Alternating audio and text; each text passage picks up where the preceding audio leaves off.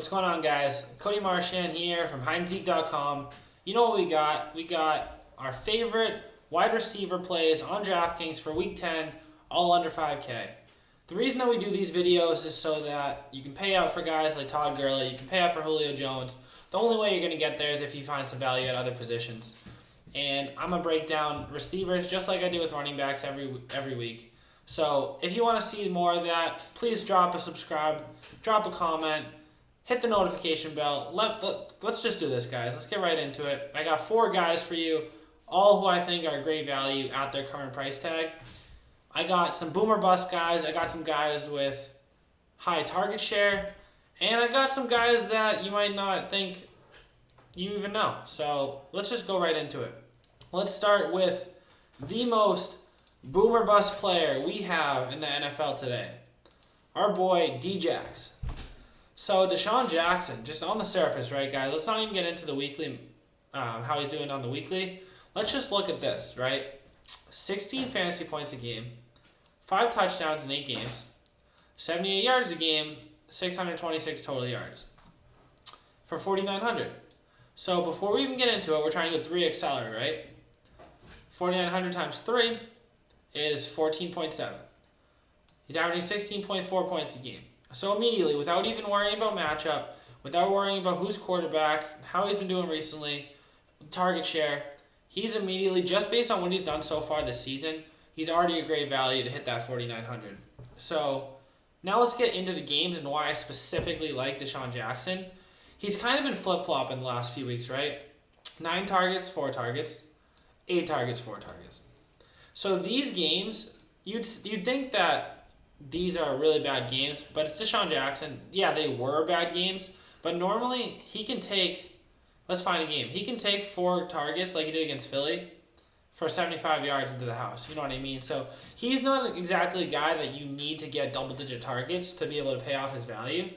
He's just somebody that needs to catch passes because look at his average yards per catch, guys. He's not catching passes. He's not catching bubble screens. He's not catching slants. He's catching deep curls, and he's catching deep posts. He's catching 9 routes. You know, he's going deep. He's going down the field, and he's trying to get you big play potential. And that's the reason you're going to pay $4,900 for D-Jax this week. I think it's one of those weeks where you want to be paying up at running back and playing it kind of safe there. So if I'm playing it safe at running back and I need some more value plays at wide receiver, might as well go with somebody like Deshaun Jackson where he can hit a big play. Where it's like, on a bad game, he's going to get you like 5, which is like, yeah, you're at 4,900 anyway, so it sucks, but it doesn't kill you. But on his big games, he can get you 25, 35. So that's kind of where I'm at with that. Ryan Fitzpatrick looked all right last week. He threw 4 touchdowns, but he threw 2 picks. One of them was like about a 30-yard pass attempt to Deshaun Jackson, which is kind of encouraging. So I like Deshaun Jackson at 4,900. And kind of in that same range of like boomer bust guys, even though he got into the end zone last week, which saved his day because he wouldn't have had a great day besides that, is Tyrell Williams at 4,500. You know, I've been playing him a lot because he's got that potential. Look at him, 29, 25, and 10 the last couple weeks. I played him in 10, 4,200. It wasn't the worst game. You know, he got in the end zone, which helped, but only had 3 targets. He's not a target hog. He has, 5 for his best game of the season. And that wasn't even one of his better games, but target-wise it was. So Tyrell Williams, you're really playing him for this. 29 yards to catch, 39 yards to catch, 22 yards to catch. You want him to get that 3 for 75 game with a long touchdown.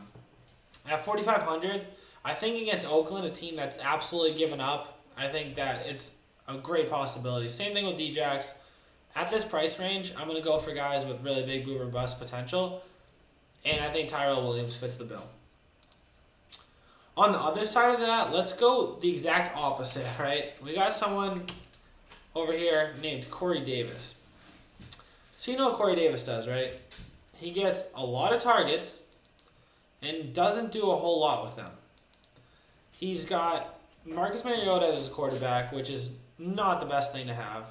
But he's got a good matchup against the Patriots where they're probably going to be down having to pass the ball. He's coming off a 10-target game where, you know, he caught 6 passes for 56 yards, which isn't great, 12 points.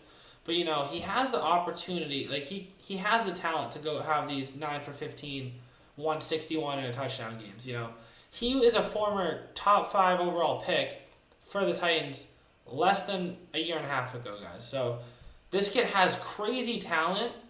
He's just not been utilized the right way in this offense, and I think that this is a game where, you know, we're looking at 4,500. You got Tyrell Williams that can either get you 3 or 15. At least with Corey Davis, like, yeah, besides these couple of games, he can also get you that 3 or 15, 5 or 15, but he also has that 35-point game in him with a little bit better floor with the high amount of targets. So that's kind of where we're at with Corey Davis. We know that they're going to be behind, going to get the ball in the best player's hands, so I like Corey Davis at 4,500.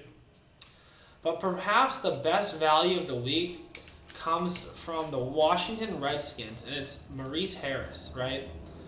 This guy came in taking over for Jameson Crowder in the slot, and last week he produced 10 catches on 12 targets, 124 yards, 25.4 fantasy points, guys.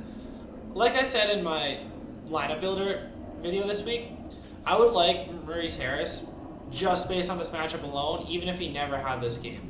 Right, so say he's coming off a 2 catches for 20-yard game, I would still like him solely based on the fact that he's facing Tampa Bay, and the place you want to attack Tampa Bay is right in the slot, and I think that's where he's going to be lined up mostly like he was last week.